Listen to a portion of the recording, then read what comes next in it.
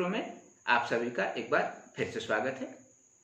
सबसे पहले 2 गज की दूरी, मास्क है जरूरी, इस बात का आपको विशेषतः ध्यान रखना चाहिए। इसके बाद एक बात ध्यान रखें कि किसी भी अफवाह पे ध्यान न दें। अब अपने भारतवर्ष में कोरोना धीरे धीरे नियंत्रण की तरफ जा रहा है। किसी भी अफवाह में बिल्कुल नहीं फंसे।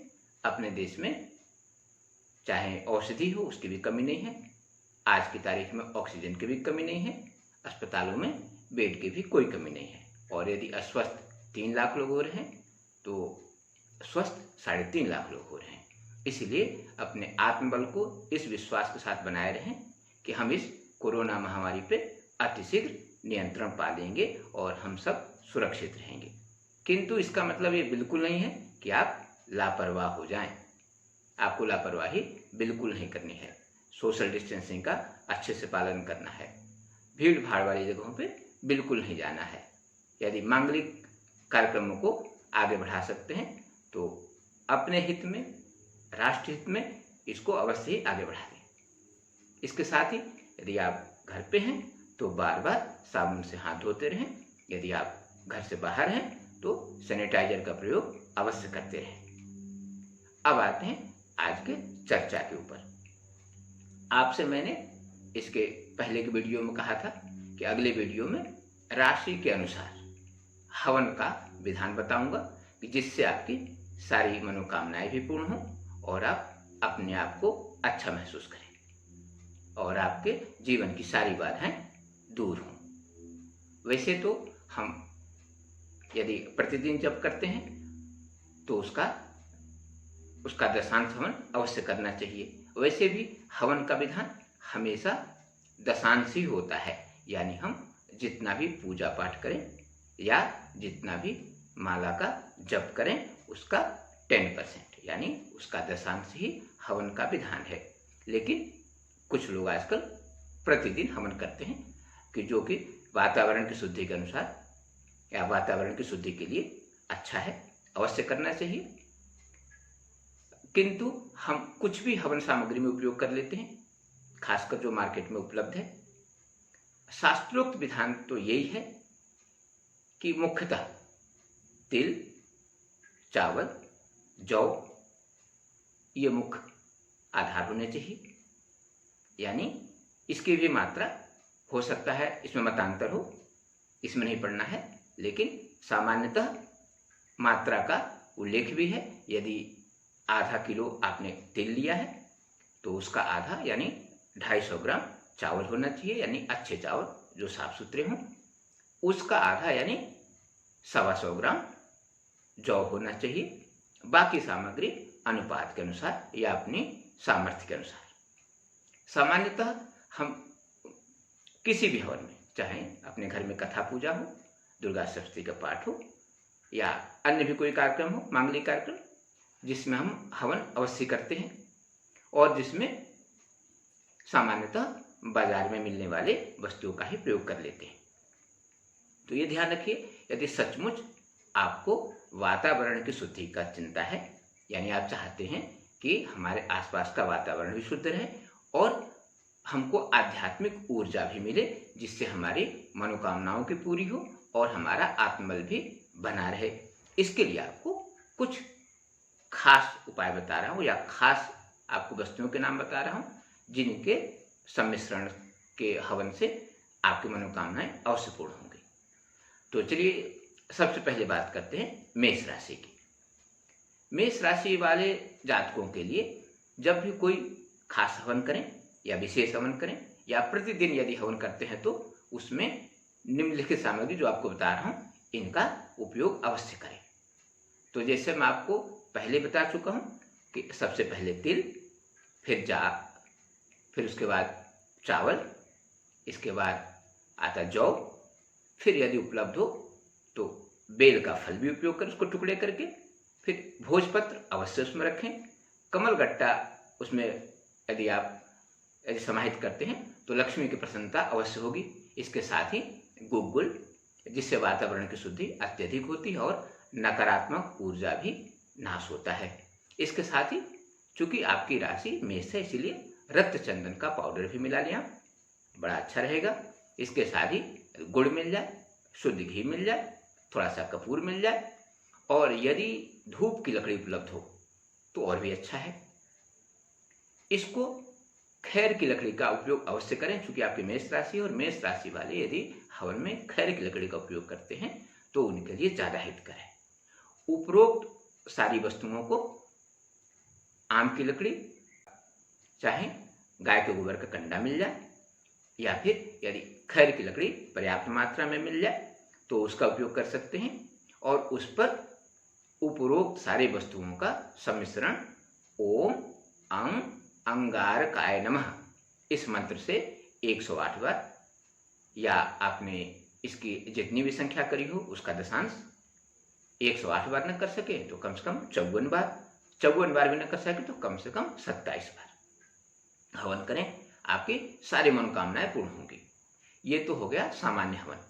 इसमें भी यदि आपकी कोई खास मनोकामना हो तो उसके लिए एक छोटा सा हवन उपाय बता रहा हूँ। गुड़ के चावल की खीर बनाइए जिसमें छुहारा भी मिला हो और शुद्ध घी भी मिला हो। इसमें थोड़ा सा शहद भी मिला दीजिए, और पान के पत्ते पर रखकर कम से कम 27 बार उपरोक्त मंत्र जो आपको बताया हूँ ओम अंग अंगारकाय नमः इस मंत्र से कम 27 बार हवन करिए। आपकी सारी बाधाएं दूर होंगी, खासकर स्वास्थ्य जनित या दुर्घटना के यदि आपके मन में भय व्याप्त हो, चाहे वैवाहिक जीवन के लफड़े हों, चाहे आर्थिक मंदी एकदम चल रही हो, यानी किसी भी प्रकार की मेष राशि वालों के लिए किसी भी प्रकार की समस्या हो, सबका समाधान हो सकता है। इसके बाद नंबर आता है दूसरी राशि यानी वृषभ राशि। इस राशि के जातकों को भी जैसा पहले बता चुका हूं, तिल, चावल, जौ, बेलपत्र, साथ में बेलफल, ये लोग बेलपत्र का उपयोग भी कर सकते हैं, सूखे बेलपत्र का। इसके साथ ही थोड़ा कपूर, भोजपत्र, थोड़ा सा कमलगट्टा भी डाल लें, और गूगल हो तो और अच्छा। इनको रक्त चंदन के पाउडर का उपयोग नहीं करना है, श्वेत चंदन के पाउडर का उपयोग करें, ज़्यादा अच्छा है। साथ ही एक जटामासी भी मिलता है, यदि जटामासी मिल जाए तो और उत्तम। इसके साथ ही थोड़ा सा गुड़ मिला लें, थोड़ी धूप की लकड़ी मिला लें, और इन सारे सम्मिश्रणों में गूलर की, या जिसको कुछ स्थानीय क्षेत्रों में गुमर भी बोलते हैं, गुमर यानी गूलर या गुमर, इसकी लकड़ी मिल जाए, इसका भी सम्मिश्रण थोड़ा सा कर लें। और यदि हवन करें उसके लिए यदि मोटी लकड़ी मिल जाए तो आम की लकड़ी और गूलर की लकड़ी, इनके उपयोग करते हुए हवन करें तो अति उत्तम है। आपके लिए मंत्र है ओम शुम शुक्राय नमः। इस मंत्र का कम से कम 108 बार, संभव न हो सके तो कम से कम 54 बार भी हवन आपको अवश्य करना चाहिए। आपके लिए 27 बार के हवन करने से काम नहीं चलेगा।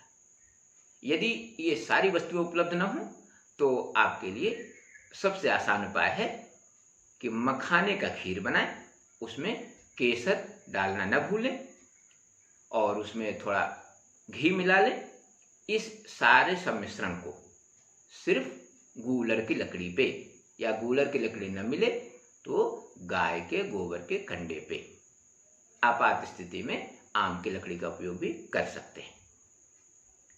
इस पे उपरोक्त मंत्र जैसा पहले आपको बता चुका, ओम शुम शुक्राय नमः, इस मंत्र का कम से कम, इस मंत्र का उच्चारण करते हुए 108 बार हवन करें, कम से कम 54 बार। एक बार फिर से बोलो, 27 बार आपके लिए मान्यता नहीं है। आप इसको करें, आपके खासकर दाम्पत्य जीवन और व्यापारिक जीवन में चमत्कारिक लाभ देखेंगे। आप अपने आप को भी एकदम से स्वस्थ महसूस करेंगे, नकारात्मक विचार आपके पूर्णतः नष्ट हो जाएंगे। इसके साथ ही परिवार में जो भी विवाद चल रहे हैं उसमें भी आपको बड़ी शांति मिलेगी। इसके बाद चर्चा करते हैं तीसरी राशि यानी मिथुन राशि की। इस राशि के जातकों को भी तिल, चावल, जौ, बेलफल, कमलगट्टा, भोजपत्र, चंदन पाउडर, गूगल, कपूर, गुड़ और घी आदि का उपयोग करना ही चाहिए। साथ में ही इनको हो सके तो आंवला यानी सूखे आंवले मिल जाए, और गिलोय की लकड़ी मिल जाए, और साथ में ही अगर और तगर, ये इनके लिए गिलोय की लकड़ी इसीलिए क्योंकि अभी भी मिथुन राशि पे मंगल का प्रभाव है, तो कहीं इनको कोरोना का संक्रमण ना हो, इससे भी बचाव हो सकता है। तो उपरोक्त सारे सम्मिश्रण में चिड़चिड़ा एक पौधा होता है जो विशेषतः बुद्ध के लिए ही होता है, तो चिड़चिड़ा को उसमें अवश्य सम्मिलित करें। ये सारे सम्मिश्रण को आम की लकड़ी पर या यदि साथ में पलाश की लकड़ी मिल जाए तो आपको चंद्रमा का लाभ भी मिल जाएगा। तो आम की लकड़ी या पलाश की लकड़ी यदि दोनों मिल जाए तो दोनों पर आपको ओम बुम बुधाय नमः इस मंत्र से कम 54 बार हवन अवश्य करना चाहिए। यदि ये उपलब्ध ना हो सके तो एक छोटा उपाय आपके लिए भी, आप चावल की खीर बनाइए, इसमें किशमिश का उपयोग अवश्य करें, साथ में थोड़ा घी डाल दें और इसको पालक के पत्ते पर रखकर उपरोक्त मंत्र से ही ओम बुम बुधाय नमः इसका हवन अवश्य करें, कम से कम 54 बार। आपको खासकर स्वास्थ्य जनित, चाहे आपको लगता हो कि आपके वाणी में अत्यधिक ही दुष्प्रभाव हो रहा है, यानी आप किसी से बोलते हैं झगड़ा हो जाता है, या आपके मानसिक तनाव का मुख्य कारण आपकी वाणी है, आपके परिवार में चाहे आपके कार्यस्थल पे हर जगह आपके वाणी के कारण विवाद हो रहा है, तो इस सब में बहुत फायदा मिलेगा और आप अच्छा महसूस करेंगे। इसके साथ ही आपके डूबे हुए धन जो आपने उधार दे रखे हैं और मिलने की संभावनाएं लगभग खत्म हो गई हैं, वो भी शायद आपको चमत्कारिक रूप से वापस मिल जाए। इसके बाद बात करते हैं चौथी राशि यानी कर्क राशि वालों की। इस राशि के जातकों को भी तिल, चावल, जौ, भोजपत्र, कमलगट्टा, कपूर, गुड़, गूगल, घी, साथ ही बेलफल और अतिरिक्त आपको मिश्रण करना है पुनर्नवा के सूखे पत्ते मिल जाए और पलाश के फूल मिल जाए। इसके साथ ही श्वेत चंदन पाउडर आपको यूज करना है, लाल रक्त चंदन पाउडर आपको यूज नहीं करना है। इस सारे सम्मिश्रण को पलाश या पीपल की लकड़ी पर, आप पूछेंगे कि पीपल की लकड़ी क्यों, तो यदि पीपल की लकड़ी का उपयोग करते हैं तो जिनके भी कुंडली में गज केसरी योग का पूर्ण लाभ नहीं मिल पा रहा है उनको भी लाभ मिलने लगेगा। तो आपको हवन करना है पलाश या पीपल, यदि दोनों नहीं मिले तो आम की लकड़ी पे भी हवन कर सकते हैं। अब आपके लिए भी सूक्ष्म उपाय, आटे का हलवा आप बनाएं, शुद्ध घी का आटे का हलवा बनाएं, इसके साथ ही उसमें थोड़ी सी जटामासी और मिश्री, साथ ही पलाश के फूल, इनको सबको भोजपत्र पे रखें, जैसे चम्मच से उठाते हैं इसे भोजपत्र पे रख के, और फिर आपको ओम सोम सोमाय नमः इस मंत्र से हवन करना है कम से कम 108 बार। आपको अपने और अपने आसपास एक सकारात्मक ऊर्जा का एहसास होगा और आप अपने आप को ऊर्जावान महसूस करने लगेंगे। साथ ही मुख्यतः आपके संतान से जुड़ी समस्याएं या भाइयों से जुड़ी समस्याएं अवश्य दूर होंगी। इसके बाद चर्चा करते हैं पांचवी राशि यानी सिंह राशि वालों को। इनको कौन सा हवन करना चाहिए जिनसे इनका भी भाग्योदय हो और इनकी सारी मनोकामनाएं पूर्ण हो। तो इनके लिए भी यथावत यानी तिल, चावल, जौ, शुद्ध घी, साथ में गुड़, भोजपत्र, कमलगट्टा, साथ ही थोड़ा सा गूगल, थोड़ा कपूर, यदि धूप की लकड़ी उपलब्ध हो तो वो भी डाल लें। इनको एक बात विशेष ध्यान रखना है कि इनको बेल का फल या बिल्व पत्र ये नहीं डालना है। शायद आपको जानकारी ना हो, भगवान सूर्य को बेल पत्र पसंद नहीं है, तो आपके ऐसा ना हो कि बेल पत्र या बेल का फल मिलाने से आपको लाभ मिलने के स्थान पे नुकसान महसूस हो। नुकसान न भी हो तो शायद आपकी मनोकामनाएं पूर्ण ना हो। इसीलिए सिंह राशि वालों को यदि अपने राशि के शांति के लिए हवन कर रहे हैं तो इनको बेल फल और बेल पत्र इसका उपयोग नहीं करना चाहिए। बाकी सारी यथावत वस्तुएं रहेंगी। इनसे ओम घृणेशूर्याय नमः या ओम ह्रां ह्रीं ह्रौं सः सूर्याय नमः, इसमें से जो मंत्र आपको आसान लगे उससे आप 108 बार हवन कर सकते हैं।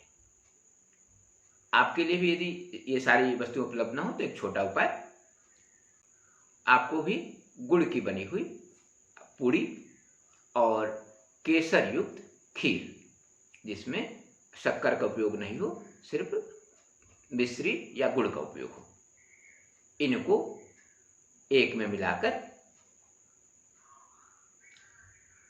आपके लिए एक छोटा सा उपाय बताया जाता है। जो आपको पूड़ी बनवानी है जो गुड़ की हो, और जो खीर बने वो भी गुड़ की हो लेकिन केसर युक्त हो।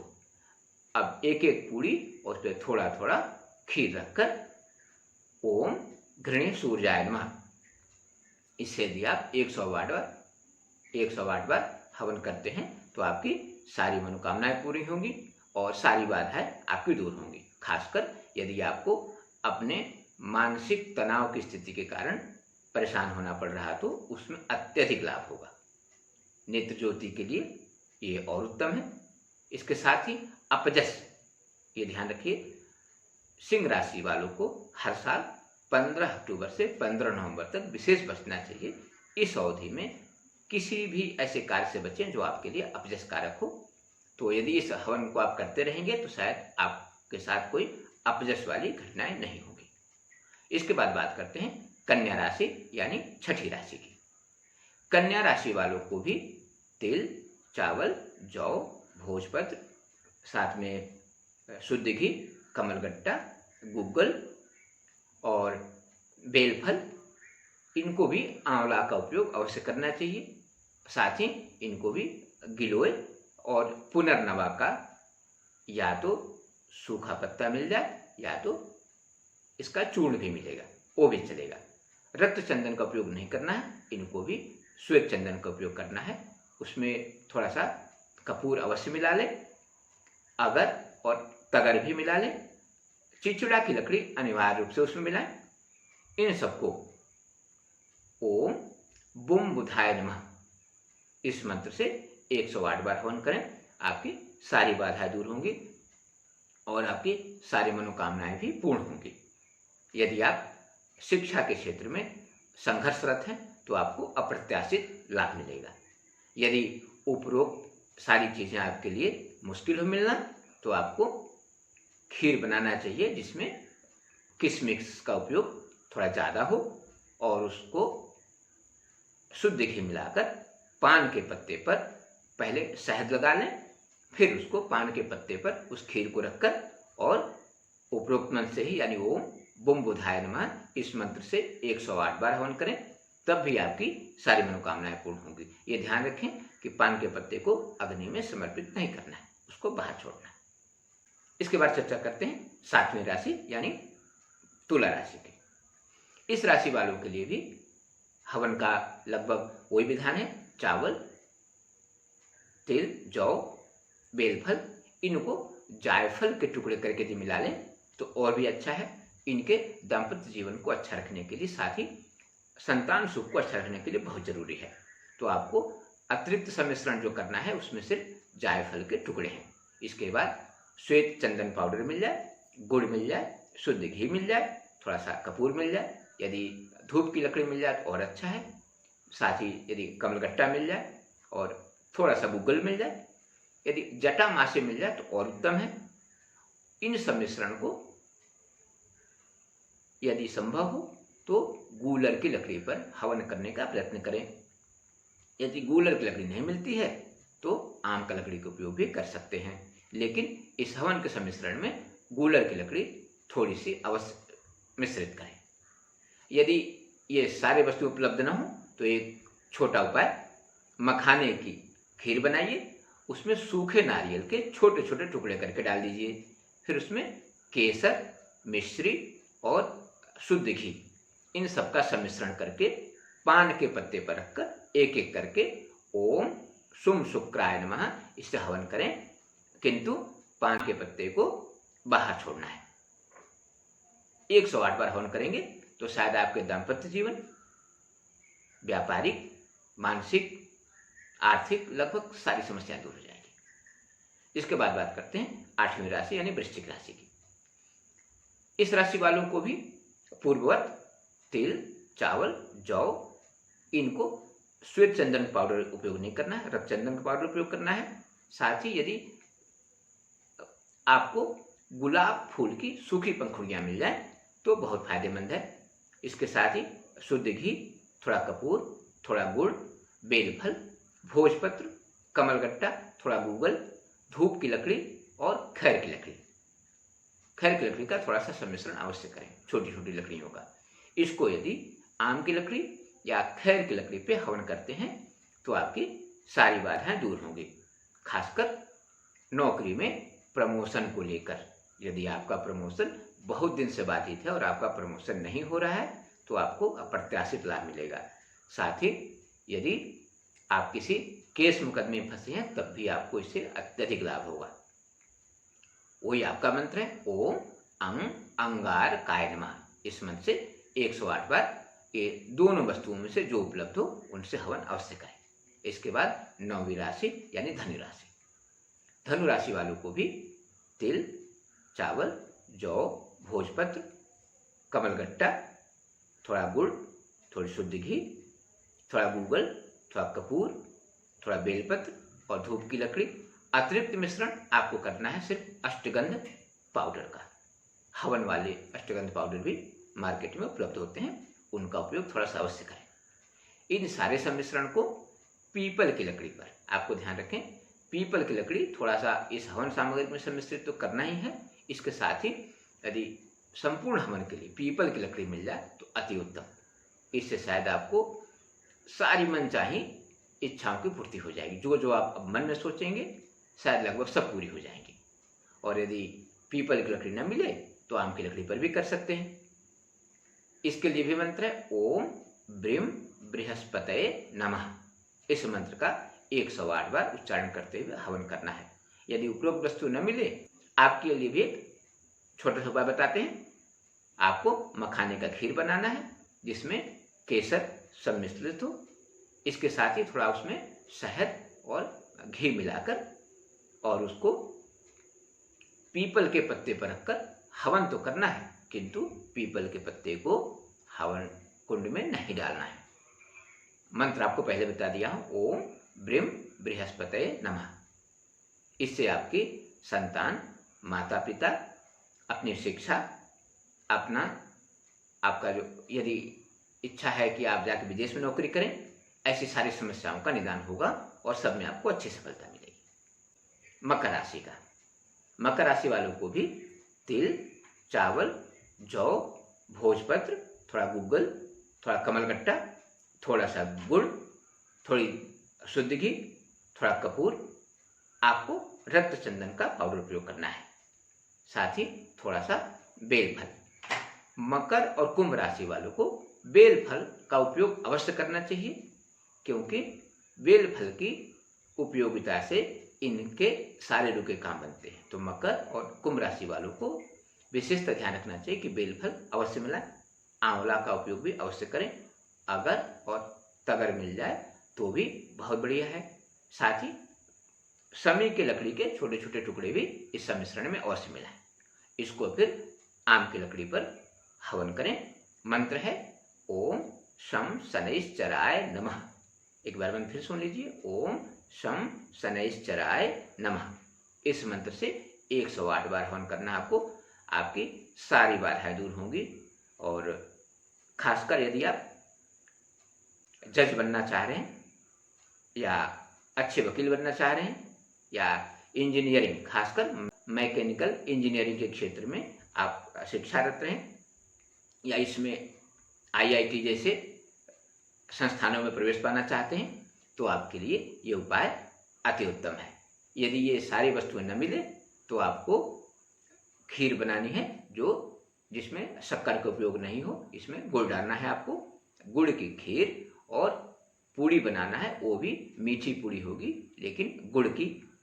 इसमें एक पूड़ी थोड़ा सा खीर रखकर उस पर थोड़ा शहद और थोड़ी शुद्ध घी, इन सबको इसके साथ ध्यान रखें कि समी के लकड़ी का छोटा सा टुकड़ा अवश्य उसमें रखें।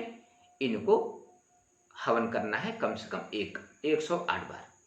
108 बार हवन करना अनिवार्य है। मंत्र आपका पूर्ववत होगा, ओम शम शनैश्चराय नमः। इस मंत्र से आप 108 बार हवन करिए, लगभग आपकी सारी मनोकामनाएं पूर्ण होंगी।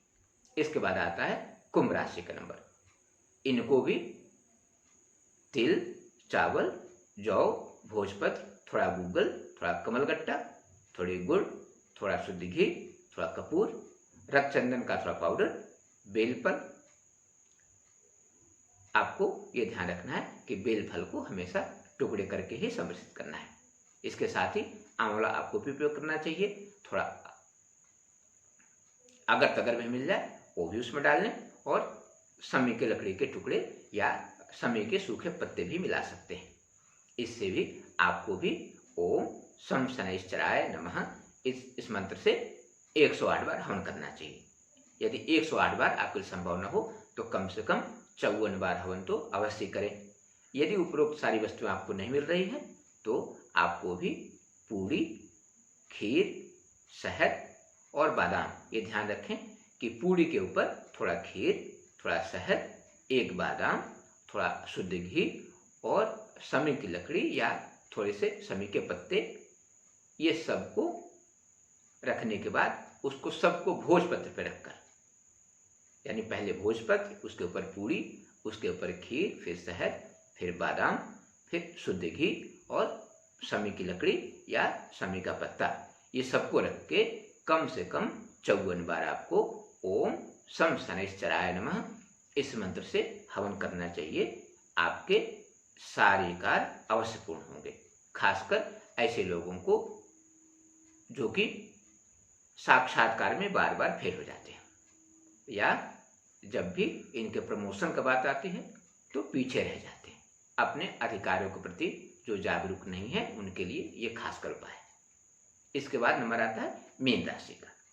मीन राशि वालों के लिए भी तिल, चावल, जौ, भोजपत्र, थोड़ा सा गूगल, थोड़ा कमलगट्टा, थोड़ा गुड़, थोड़ा शुद्ध घी, थोड़ा सा कपूर, इनको रक्त चंदन का उपयोग नहीं करना है, इनको श्वेत चंदन का उपयोग करना है। बेलफल का उपयोग आप भी कर सकते हैं। आंवले का उपयोग आपको नहीं करना चाहिए। इसके अतिरिक्त आपको थोड़ा सा मिश्री का उपयोग इसमें अवश्य करना चाहिए। इन सारे सम्मिश्रण को पीपल की लकड़ी पे, सम्मिश्रण में भी थोड़ी सी छोटी छोटी पीपल की लकड़ियां मिला लें। पीपल की लकड़ी पे ही हवन करें तो बहुत उत्तम है। पीपल की लकड़ी न मिले तो आम की लकड़ी पर भी कर सकते हैं। यानी आपका मंत्र होगा ओम ब्रीम बृहस्पतये नमः। इस मंत्र से आपको 108 या कम से कम 54 बार हवन करना है। यदि उपरोक्त सारी वस्तुएं नहीं मिले तो मखाने का खीर बनाइए जिसमें थोड़ा सा केसर मिला हो, और पूड़ी बनाइए जिसमें आटे के साथ थोड़ा सा बेसन मिला हो। इसमें थोड़ी मिश्री भी मिला लीजिए।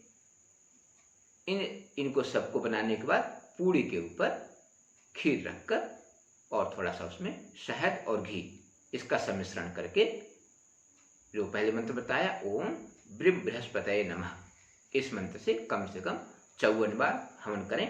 यदि आपके बच्चे अच्छी तैयारी के बाद भी सफलता नहीं पा रहे हैं तो उनको अप्रत्याशित लाभ होगा। आपको भी, यदि आप आर्थिक रूप से परेशान हैं तो आपकी आर्थिक समस्याएं भी दूर होंगी। आपके माता पिता भी आपसे प्रसन्न रहेंगे और घर के सारे कार्य रुके हुए जो हैं वो सब बनने लगे। खासकर मकान बनाना चाह रहे हैं और नहीं बन पा रहा है तो इसमें अप्रत्याशित सफलता मिलेगी आपको। एक आखिरी में एक बात और कहूँगा कि यदि हवन कर रहे हैं तो शुद्ध घी का उपयोग करिए। आजकल मार्केट में यदि आप जाके बोलेंगे कि पूजा की घी चाहिए तो आपको डालडा से भी बदतर घी 200 रुपये किलो में मिल जाएगा। ये आपको सोचना चाहिए कि यदि हम डालडा से हवन करेंगे तो दैवीय शक्ति का जागरण नहीं होगा, राक्षसी प्रवृत्ति ही जागृत होगी। इसीलिए हम दुखी हो जाते हैं, कितने दिन से पूजा कर रहे हैं, हमारी मनोकामनाएं पूरी नहीं हो रही हैं, लोग हमको परेशान कर रहे हैं। तो आप आसुरी शक्ति को जागृत करेंगे तो दैवीय शक्ति जागृत नहीं होगी। या तो हवन नहीं करें, या तो यदि हवन करते हैं तो अच्छी क्वालिटी के यानी उच्च गुणवत्ता वाले वस्तुओं का उपयोग करें। यदि आपके यहाँ कोई मेहमान आता है तो हम उसका बेहतरीन स्वागत करते हैं। तो यदि हम भगवान को भोग लगा रहे हैं यानी अग्नि देवता के माध्यम से उनको हम अपना भोजन भेज रहे हैं, तो उसमें अत्यधिक शुद्धता होनी चाहिए। भले हवन ना करें, ज़्यादा बेहतर। यदि आप वाकई में हवन करना चाहते हैं तो उच्च गुणवत्ता वाले वस्तुओं का ही उपयोग करें, तभी दैवीय शक्ति का जागरण होगा और आपकी मनोकामनाएं पूर्ण होंगी। एक बात और ध्यान रखिए कि बिना जप के हवन का महत्व तो है, किंतु थोड़ा कम।